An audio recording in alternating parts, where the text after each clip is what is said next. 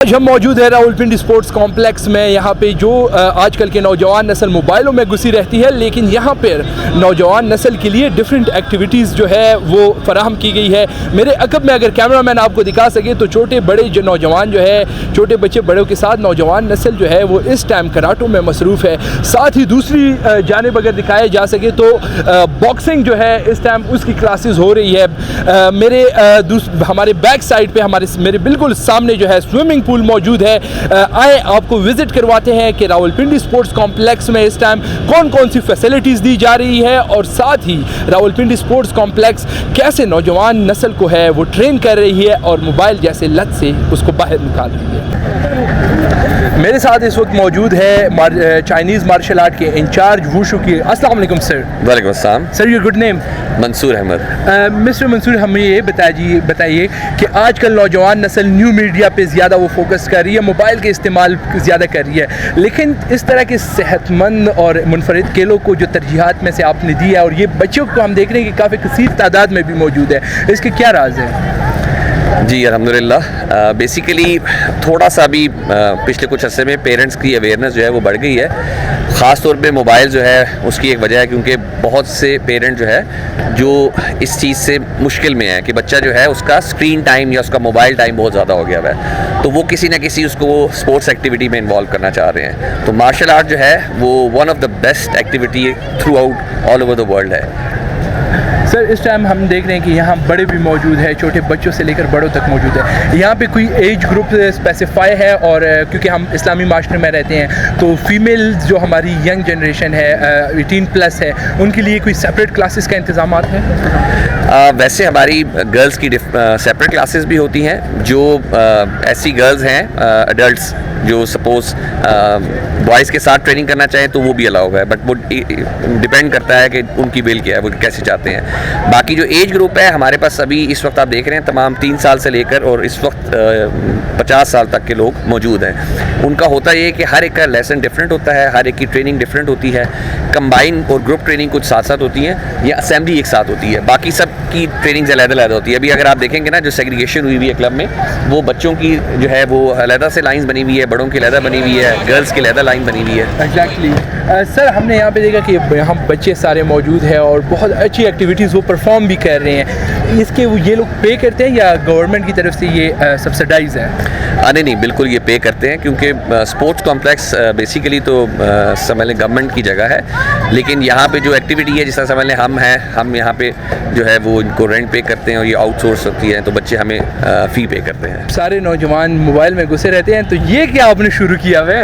बिस्मिल्लाहिर्रहमानिर्रहीम। सबसे पहले तो मैं आपका शुक्रिया अदा करता हूँ कि आप यहाँ पर आए और यहाँ पर ये जो मीडिया कवरेज दे रहे हैं बच्चों को, यहाँ के जितने भी मैनेजमेंट है उनको दिखा रहे हैं। सबसे पहले तो आपका शुक्रिया अदा करते हैं। उसके बाद ये वो चीज़ है कि जो देखिए नशे से बचा रही है, ठीक है, जो मतलब ऐसी एक्टिविटी जो हमारी सेहत के लिए अच्छी नहीं है उनसे ये बचा रही है कि जब स्पोर्ट्स करते हैं ना, कोई भी इवेंट करते हैं, चाहे वो मार्शल आर्ट हो या कोई भी इवेंट हो, तो आप अगर उसमें हिस्सा लेते हैं तो आप तमाम बुरी चीज़ों से बचे रहते हैं। आप क्या पैगाम देंगे पेरेंट्स को और ख़ासकर नौजवान नस्ल को कि वो इस काइंड के इवेंट्स जो हैं उसमें पार्टिसिपेट उनको करना चाहिए, या क्या पैगाम देंगे आप उनको? मैं उनको सिर्फ यही कहूँगा कि सबसे जो बेस्ट चीज़ है ना वो है स्पोर्ट्स। कोई भी इवेंट करें उससे आपकी जो डिसिप्लिन है वो बेस्ट रहता है। अगर आप स्पोर्ट्स में हिस्सा नहीं लेते तो आप बेतुका खाना खाएंगे, बेतुका सोएंगे, बेतुका काम करेंगे। तो स्पोर्ट्स से ये आप नशे से बचे रहेंगे, बुराई से बचे रहेंगे। तो तमाम जितने भी सुनने वाले हैं, देखने वाले हैं, उनको मैं यही कहूँगा कि प्लीज़ अपना ख्याल रखें। जब आप अपना ख्याल रख सकेंगे तो आप ऑटोमेटिक स्पोर्ट्स में भी टाइम देंगे, अपने घर वालों का ख्याल रख सकेंगे, अपने मुल्क के लिए कुछ कर सकेंगे। क्या सोच कर यहाँ एकेडमी में आए हैं कि आगे गली मोहल्ले में लड़ाई होगी तो अगले को कुटना है, इसलिए आए हैं? नहीं, इसलिए नहीं आए। हम इसलिए आए ताकि हम गुनाहों से बच सकें और एक प्रॉपर एक बंदे का प्रोफेशन होता है, एक बंदे का शौक़ होता है, इसलिए बंदा आता है बॉक्सिंग में और किसी भी स्पोर्ट में जा सकता है। अब मेरा शौक़ बॉक्सिंग का है तो इसलिए मैं बॉक्सिंग में आया हूँ। घर में भी बॉक्सिंग करते रहते हैं? घर में नहीं करता, दोस्तों के साथ बाहर गली मोहल्ले में? जब नई शुरू की थी ना तब बंदे को जोश चढ़ता है, इसके बाद अब थोड़ा सा नहीं अपनी होता। आप जैसे कि भाई ने कहा कि नई शुरू की थी तो जोश चढ़ता है, तो जैसे ही आपने बॉक्सिंग शुरू की अब दोस्तों में शौकियाँ मारते हो कि भाई आई एम द बॉक्सर? नहीं, वैसे तो बाकी सारे दोस्त भी इन चीज़ों के बहुत शौकीन है, तो वो शुरू में तो बंदे को होता है, लेकिन बाद में रियलाइज़ होता है कि इस तरह अचानक दोस्तों के साथ करना सेफ़ नहीं होता, तो फिर टाइम टू टाइम बंदा मैच्योर हो जाता है। बॉक्सिंग जो है बाकी खेलों से काफ़ी डिफरेंट है, तो क्या मतलब इसमें चोटी भी काफ़ी आती हैं, तो बाकी खेलों को क्यों प्रेफरेंस नहीं देते? बाकी के लोग इसको क्यों प्रेफरेंस देते हैं? हर किसी का अपना इंटरेस्ट होता है।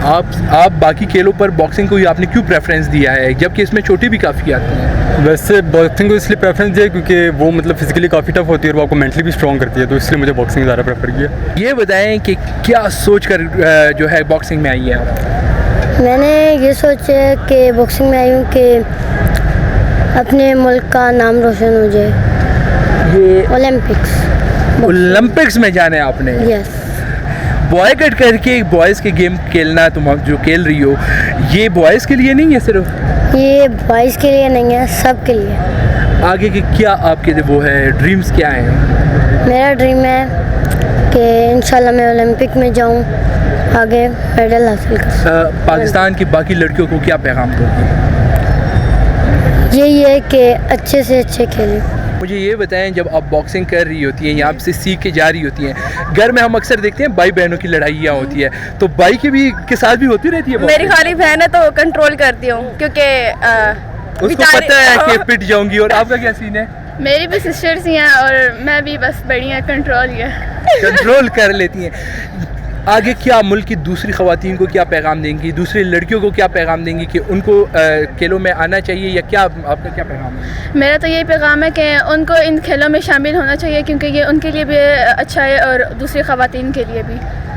मुझे लगता है कि आजकल का जैसा माहौल है, खेल भी ज़रूरी है फिज़िकल, लेकिन आजकल का जैसा माहौल है तो हर लड़कियों को बॉक्सिंग ज्वाइन करनी चाहिए ताकि हर किसी को मज़ा चखा सके। आजकल पाकिस्तान का जो है हर लड़कियों को हरासा करते हैं हर जगह, तो आप लोगों को क्या पैगाम देंगे लड़कियों को कि वो एटलीस्ट इतना सीखें कि वो अपना सेल्फ़ डिफेंस कर सकें? इस हवाले से क्या पैगाम है? मेरा तो यही पैगाम है कि लड़कियों को अपना सेल्फ डिफेंस खुद करना चाहिए, क्योंकि अक्सर रास्ते में ऐसे होते हैं जिसमें मतलब कुछ लड़कियां होती हैं अपना सेल्फ डिफेंस नहीं कर सकती, इस वजह से हमें सेल्फ डिफेंस करने के लिए ज्वाइन करना चाहिए।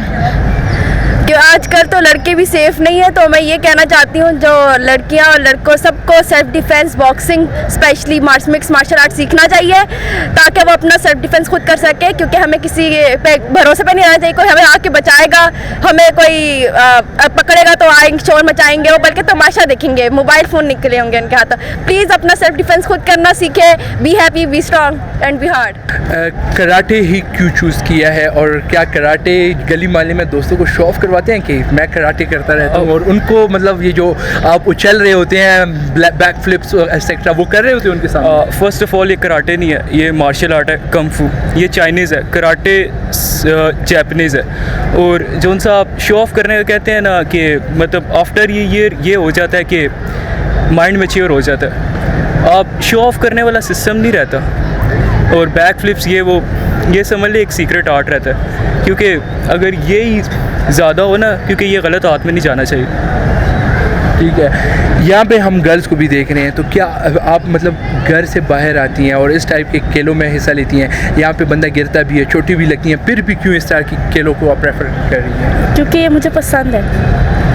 मुझे पसंद है। बॉयज़ के साथ खेलते हुए कोई मसला परेशानी? नहीं। यहाँ पे मैंने देखे हैं किसी ने ब्लू बेल्ट लगाया हुआ है, किसी ने ऑरेंज, ग्रीन, रेड, तो ये बेल्ट का क्या सीन है, सीक्वेंस कौन सा है बेल्ट? इसमें पहले बेसिक जो स्टार्ट होता है ना वो वाइट बेल्ट होता है, वाइट बेल्ट से हम फिर आगे जाते हैं येलो में, येलो से फिर बाद में आपका ऑरेंज आता है, और लास्ट जो हमारा पावरफुल बेल्ट है वो ब्लैक है।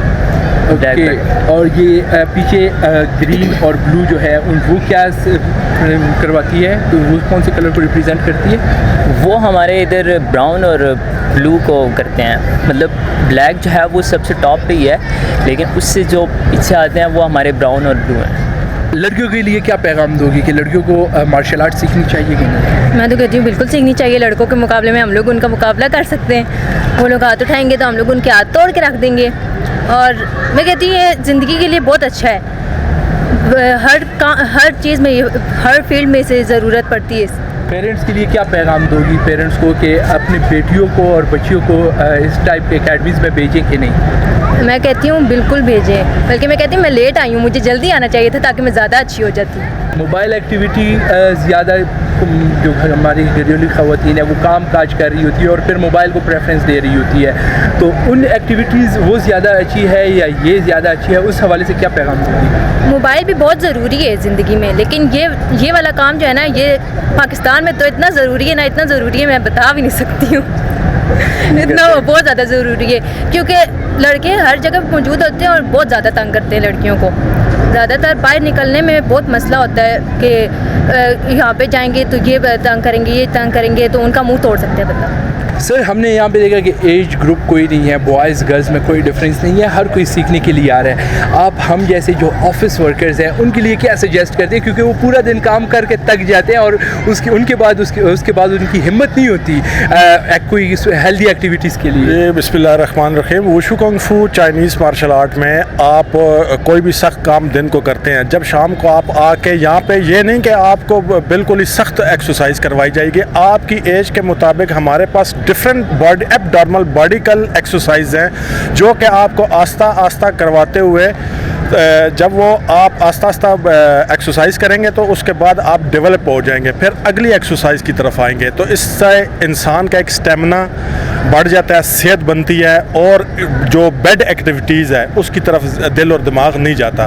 तो जैसे ही आपका स्टेमिना बनना शुरू हो जाता है तो आप अपने अंदर एक बेहतरी और एक इटरनल ताकत, एक इटरनल स्ट्रांगली ताकत एक महसूस करते हैं जो कि आपको आगे जो जितनी भी उम्र है उसमें फ़ायदेमंद होती है, क्योंकि ये एक तमाम मार्शल आर्ट का मजमूआ जिसको हम वूशू कहते हैं, जो कि 5000 साल पुराना स्टाइल है, शाओलिन टेम्पल से निकला हुआ है। तो दुनिया में, पूरी दुनिया में कहीं भी एक ही स्टाइल, एक ही तरीके से ये सिखाया जाता है। हमने आपको दिखाया कि रावलपिंडी स्पोर्ट्स कॉम्प्लेक्स में किस तरह हेल्दी एक्टिविटीज़ परफॉर्म हो रही है और नौजवान नस्ल जो है वो आगे क्या पैगाम दे रही थी, कैसे वो पैशनेट होकर गर्ल्स बॉयज़ मिक्स यहाँ पे एक्टिविटीज़ परफॉर्म कर रहे थे और दीगर नौजवानों को भी ये पैगाम दे रहे थे कि घर में बैठे रहने के बजाय आप आएँ, हेल्दी एक्टिविटीज़ करें, जिम करें, जिमनास्टिक करें, कराटे सीखें और साथ साथ बॉक्सिंग और स्विमिंग करें।